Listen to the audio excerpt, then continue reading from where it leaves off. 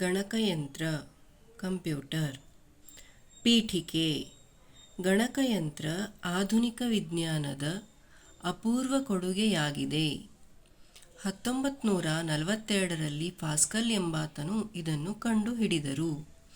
ಮುಂದೆ Charles Babbage ಎಂಬಾತನಿಂದ ಇದು ಸುಧಾರಿತಗೊಂಡಿತು. ಇವನನ್ನು ಕಂಪ್ಯೂಟರ್ ಜನಕ ಎಂದು ಕರೆಯಲಾಗುತ್ತದೆ. ವಿಷಯ ನಿರೂಪಣೆ. ಕಂಪ್ಯೂಟರ್ ಬಳಕೆಯಿಂದ ಸಮಯ ಉಳಿತಾಯವಾಗುವುದು.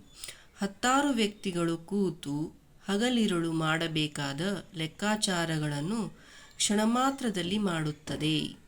ಇದು ತನ್ನ ಅಂತರ್ಜಾಲ ವ್ಯವಸ್ಥೆಯಿಂದ ಬೇಕಾದ ಮಾಹಿತಿಯನ್ನು, ದೇಶ ವಿದೇಶಗಳ ಸುದ್ದಿಗಳನ್ನು ಕ್ಷಣಮಾತ್ರದಲ್ಲಿ ನೀಡುತ್ತದೆ.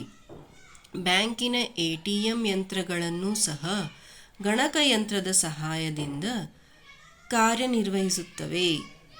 ಸಾರಿಗೆ ಇಲಾಖೆಯಲ್ಲಿ ಮುಂಗಡವಾಗಿ ಸ್ಥಳ ಕಾಯ್ದಿರಿಸಲು, ಅಂತರಿಕ್ಷ ಯಾತ್ರೆಯ ವರ್ತಮಾನ ತಿಳಿಯಲು, ಹವಾಮಾನದ ಮಾಹಿತಿ ಅರಿಯಲು, ಪರೀಕ್ಷಾ ಫಲಿತಾಂಶವನ್ನು ಪ್ರಕಟಿಸಲು ಕಂಪ್ಯೂಟರ್ ಬಳಕೆ ಅಗತ್ಯವಾಗಿದೆ. ಎಷ್ಟೋ ವರ್ಷಗಳ ಹಿಂದಿನ ಲೆಕ್ಕಪತ್ರಗಳನ್ನು ಗಣಕಯಂತ್ರದಲ್ಲಿ ದಾಖಲಿಸಬಹುದಾಗಿದೆ.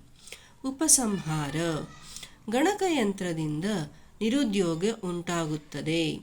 ಮಾನವನ ಮೆದುಳು ಕ್ಲಿಷ್ಟಕರ ಲೆಕ್ಕಾಚಾರಗಳಿಂದ ಮುಕ್ತವಾಗುತ್ತದೆ. ಮನುಷ್ಯ ಸೋಮಾರಿಯಾಗುತ್ತಾನೆ. ಒಟ್ಟಾರೆ ಗಣಕಯಂತ್ರ ಆಧುನಿಕ ವಿಜ್ಞಾನದ ಒಂದು ಅಮೂಲ್ಯ ಕೊಡುಗೆಯಾಗಿದೆ.